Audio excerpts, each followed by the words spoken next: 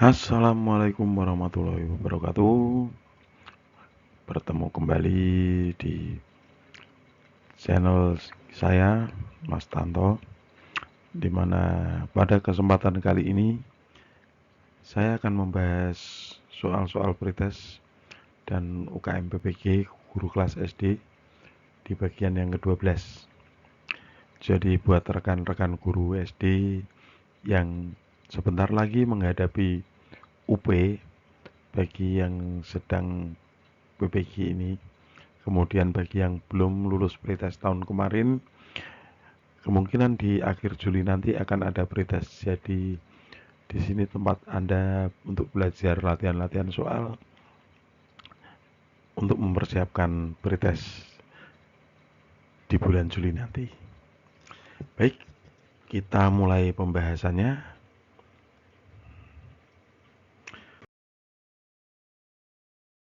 Kasus pencemaran nama baik dilakukan oleh 4 siswa sekolah SMAN 2 Probolinggo terhadap sekolah mereka di status jejaring sosial, yaitu Facebook, yang berakibat harus dikeluarkan dari sekolah. Hal ini bermula pada Jumat tanggal 30 Juli tahun 2022, Devi, Rizky, dan Anissa membuat status di Facebook. Ia mengeluhkan sejumlah kejadian di SMAN 2, mulai dari helm yang hilang di tempat parkir sekolah, jok motor disilet, hingga sepatu di musola juga disilet. Kejadian itu sudah dilaporkan kepada Wakil Kepala Sekolah Bidang Kesiswaan, tapi tidak ada respon pihak sekolah. Berdasarkan kasus itu, menurut telah Anda merupakan pelanggaran HAM. A. Ringan karena tidak mengancam keselamatan jiwa manusia, akan tetapi cukup berbahaya. B. Berat karena sudah membahayakan jiwa manusia. C. Ringan karena tidak membahayakan jiwa manusia. D. Ringan karena tidak mengancam keselamatan jiwa manusia, dan dapat berbahaya bagi manusia. E. Berat karena mengancam dan membahayakan jiwa manusia. Pelanggaran HAM dalam kasus ini berpusat pada pencemaran nama baik melalui media sosial. Meskipun ini adalah pelanggaran serius yang mempengaruhi reputasi dan martabat seseorang atau lembaga, dalam hal ini sekolah, ini tidak secara langsung mengancam atau membahayakan keselamatan jiwa manusia. Dengan demikian, ini bukan pelanggaran HAM berat yang melibatkan kekerasan fisik atau ancaman langsung terhadap kehidupan atau kesejahteraan seseorang. Oleh karena itu, jawaban yang paling tepat adalah C. Ringan karena tidak membahayakan jiwa manusia. Proklamasi Kemerdekaan Indonesia dilaksanakan pada hari Jumat, tanggal 17 Agustus tahun 1945 atau tanggal 17 Agustus tahun 2605 menurut tahun Jepang. Yang dibacakan oleh Soekarno dengan didampingi oleh Muhammad Hatta di sebuah rumah hibah dari Faraj Martak di Jalan Pegangsaan Timur nomor 56, Jakarta Pusat. Proklamasi tersebut menandai dimulainya perlawanan diplomatik dan bersenjata dari Revolusi Nasional Indonesia, yang berperang melawan pasukan Belanda dan warga sipil pro-Belanda. Hingga Belanda secara resmi mengakui kemerdekaan Indonesia pada tahun 1949. Metode sejarah yang sesuai untuk mengumpulkan sumber lisan dan tertulis dari peristiwa sejarah nasional di atas adalah A. Heuristik. B. Kritik sejarah. C. Interpretasi. D. Eksplanasi. E. Historiografi. Metode sejarah yang paling sesuai untuk mengumpulkan sumber lisan dan tertulis dari peristiwa sejarah adalah heuristik. A. Heuristik, metode ini melibatkan proses pencarian dan pengumpulan data atau informasi dari berbagai sumber, baik sumber primer, seperti dokumen asli, artefak, atau kesaksian langsung, maupun sumber sekunder, seperti buku sejarah, artikel, atau dokumenter. Oleh karena itu, opsi ini adalah jawaban yang paling tepat. B. Kritik sejarah, metode ini digunakan untuk mengevaluasi keaslian dan keandalan sumber informasi.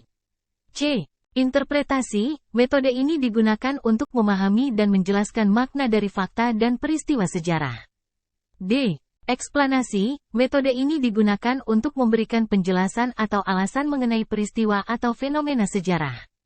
E. Historiografi, ini adalah studi tentang bagaimana sejarah ditulis, termasuk metodologi dan kerangka kerja yang digunakan oleh sejarawan dalam penulisan sejarah.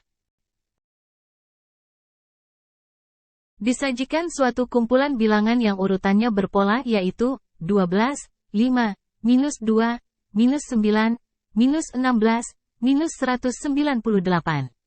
Bilangan-bilangan tersebut disusun menggunakan pola tertentu. Sehingga kumpulan bilangan tersebut dinamakan barisan bilangan. Akan disusun barisan bilangan baru di mana suku-sukunya adalah bilangan yang ada di urutan ganjil pada barisan semula. Jumlah semua suku dari barisan yang baru adalah A, minus 1268, B, minus 1284, C, minus 1488, D, minus 1680, E, minus 1480. Diberikan barisan bilangan pertama yang berpola dan bilangan tersebut adalah 12, 5, minus 2, minus 9, minus 16, minus 198.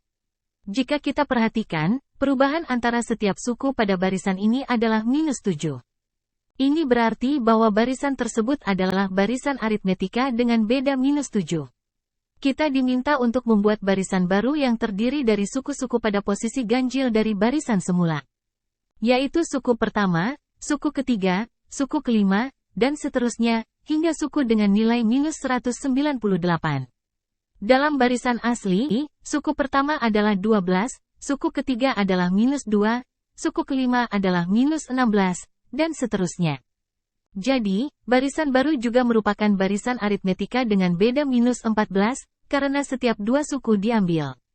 Untuk mengetahui jumlah semua suku dari barisan yang baru, kita perlu mencari banyaknya suku dalam barisan baru tersebut. Karena suku terakhir di barisan baru adalah minus 198, kita dapat membuat persamaan. A plus N1, D sama dengan minus 198, 12 plus N1, minus 14, sama dengan minus 198, minus 14, N plus 26 sama dengan minus 198, minus 14, N sama dengan minus 224, N sama dengan 16. Jadi, ada 16 suku dalam barisan baru. Jumlah suku dalam barisan aritmetika dapat dihitung dengan rumus. S sama dengan N per 2, kali A plus L, S sama dengan 16 per 2, kali 12 dikurangi 198, S sama dengan 8 kali, minus 186, S sama dengan minus 1488.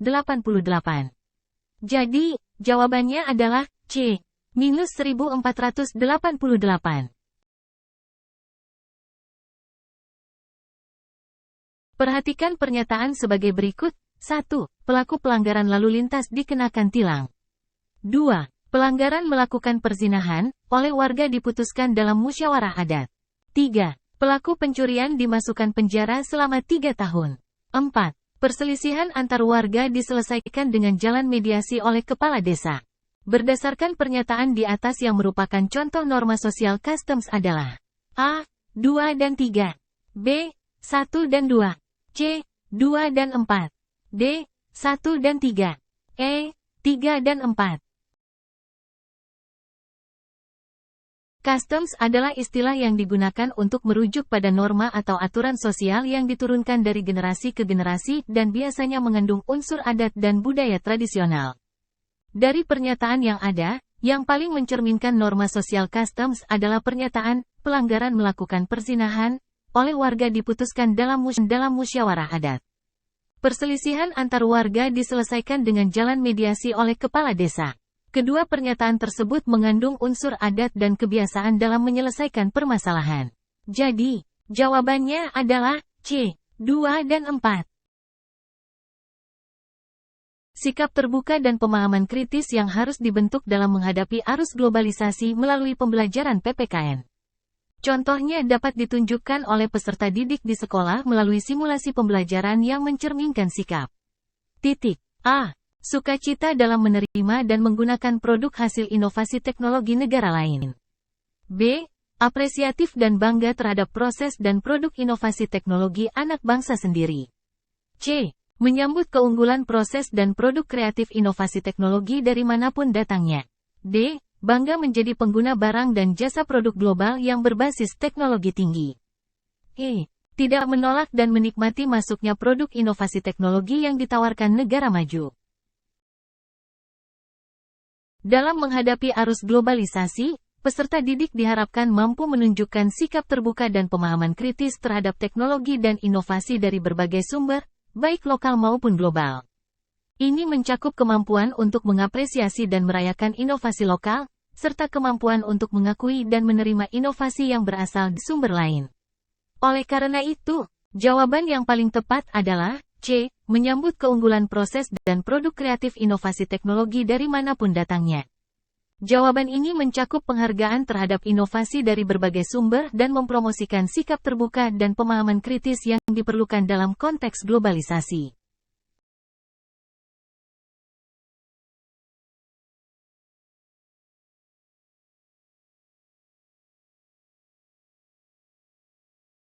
Dalam konteks pembelajaran, kegiatan membuka pelajaran biasanya berfokus pada penyiapan siswa untuk materi yang akan dipelajari melalui pemaparan tujuan pembelajaran.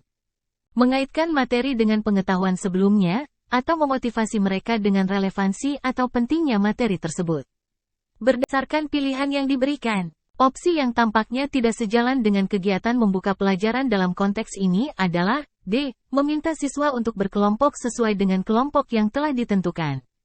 Kegiatan ini lebih sesuai dalam tahap inti atau pengaplikasian dari pembelajaran, di mana siswa mulai berinteraksi langsung dengan materi atau melakukan kegiatan belajar secara aktif. Dalam konteks pembelajaran konstruktivisme, ini bisa melibatkan aktivitas seperti eksplorasi langsung, diskusi kelompok, atau proyek. Karena itu, opsi ini tidak sejalan dengan kegiatan membuka pelajaran. Ibu Soraya mengajar di sekolah inklusi. Ketika mengajar pada hari pertama masuk sekolah, ada siswa yang berperilaku agresif. Berikut ini adalah contoh tindakan yang menunjukkan bahwa Bu Soraya adalah seorang guru yang menjunjung tinggi harkat dan martabat peserta didik. A. Memindahkan tempat duduk siswa berdampingan dengan siswa yang nakal. B. Meminta siswa tersebut untuk duduk di bangku belakang. C. Meminta teman-temannya untuk mengawasi tindakan anak tersebut. D. Menasihati anak tersebut dengan disertai ancaman hukuman non-fisik. E. Meminta anak tersebut membuat surat pernyataan untuk dibaca secara keras. Pilihan jawaban yang menunjukkan sikap guru yang menjunjung tinggi harkat dan martabat peserta didik, yaitu menghargai keunikan dan kebutuhan individual siswa, serta menjaga martabat mereka, adalah D. Menasihati anak tersebut dengan disertai ancaman hukuman non-fisik. Pilihan ini mencerminkan upaya untuk mendidik dan membimbing siswa dengan cara yang menghargai dan mendukung pertumbuhan dan perkembangan mereka. Menasihati berarti membimbing siswa untuk memahami dampak perilaku mereka dan cara-cara alternatif untuk mengekspresikan perasaan dan kebutuhan mereka. Ancaman hukuman non-fisik, seperti kerja tambahan atau penundaan waktu bermain, dapat digunakan sebagai motivasi bagi siswa untuk memperbaiki perilaku mereka. Selama itu dijelaskan dengan cara yang jelas dan adil. Harus diperhatikan bahwa ancaman hukuman harus digunakan sebagai bagian dari pendekatan yang lebih luas untuk mendidik dan mendukung siswa. Bukan sebagai alat untuk menakut-nakuti atau merendahkan mereka. Bagaimanapun juga, pendekatan ini harus disesuaikan dengan kebutuhan dan konteks siswa secara individual. Perhatikan ilustrasi berikut. Guru mengajarkan kompetensi dasar, berbalas pantun. Pada akhir pembelajaran, guru ingin mengetahui tingkat kompetensi peserta didik dalam berbalas pantun. Alat penilaian yang tepat adalah tes berbalas pantun dengan rubrik penilaian. A. Pengetahuan berbalas pantun. B. Kinerja berbalas pantun. C. Ekspresi berpidato. D. Sikap berbalas pantun. E. Hasil berbalas pantun. Untuk menilai kemampuan peserta didik dalam berbalas pantun, seorang guru dapat menggunakan rubrik penilaian yang merinci kriteria kemampuan yang diharapkan. Dalam konteks ini, pilihan yang paling tepat adalah B. Kinerja berbalas pantun. Rubrik ini akan mengukur bagaimana peserta didik melaksanakan tugas berbalas pantun, termasuk bagaimana mereka memahami dan mengekspresikan isi pantun, serta bagaimana mereka merespons pantun dari orang lain. Rubrik ini dapat mencakup aspek-aspek seperti kekreatifan dalam menciptakan pantun, kemampuan untuk merespons pantun orang lain dengan pantun yang relevan, dan bahkan penampilan dan intonasi suara ketika membacakan pantun. perspektif kesetaraan gender kadangkala masih terlihat fenomena diskriminasi yang diterima perempuan dalam lingkungan sosialnya. Lingkungan sosial yang masih menekankan bahwa peran perempuan hanya mengurusi urusan domestik. Sehingga memunculkan sikap ketidaksukaan individu maupun kelompok sosial akibat adanya perbedaan terhadap individu maupun kelompok lain, yang akhirnya memunculkan kesenjangan sosial. Ketidakadilan bagi kaum wanita. Contoh kasusnya misalnya membatasi hak perempuan untuk bekerja di sektor publik oleh keluarganya. Berdasarkan pernyataan tersebut, masih terdapat problem yang dihadapi masyarakat Indonesia yang multikultur, yang disebabkan oleh adanya A. Stereotipe, B. Rasisme, C. Prasangka, D. Diskriminasi, E. Etnosentrisme. Dari uraian yang diberikan, problem yang dihadapi dalam kasus ini berkaitan dengan adanya pandangan atau konsepsi yang tidak adil atau bias terhadap peran gender dalam masyarakat. Perempuan dirasa hanya cocok berada dalam urusan domestik dan dibatasi haknya untuk bekerja di sektor publik. Konsep ini seringkali menjadi akar masalah dari banyak bentuk diskriminasi gender. Oleh karena itu, jawaban yang paling sesuai adalah D. Diskriminasi. Diskriminasi adalah tindakan yang merugikan atau menguntungkan seseorang atau sekelompok orang berdasarkan karakteristik tertentu. Seperti jenis kelamin, ras, agama, atau usia. Dalam konteks ini, diskriminasi gender terjadi ketika perempuan diberi peran dan hak yang lebih sedikit dibandingkan laki-laki. Sebuah artikel hasil penelitian layak diangkat ke dalam jurnal ilmiah jika berdasar analisis konten dapat dipandang memiliki urgensi dan orisinalitas. Maksudnya, A. Berisikan fokus masalah yang menarik dan penting dilakukan karena jawabannya akan diperoleh setelah dilakukan penelitian meskipun dalam waktu lama. B. Memberikan pengalaman bagi peneliti sebagai guru dalam meningkatkan pemahaman dan keterampilan mengelola pembelajaran yang bermakna. C. Menjadi bahan referensi ilmiah di lingkaran sejawat kaum pendidik, guru, dan pemerhati pendidikan. D. Menarik, penting, dan menantang sehingga mengundang penasaran pembaca akan hasilnya. Termasuk orisinalitas sejauh tidak ada unsur peniruan dari karya orang lain. E. Bermanfaat secara teoretis dan praksis bagi pengembangan ilmu pengetahuan, khususnya diri peneliti dan pihak terkait.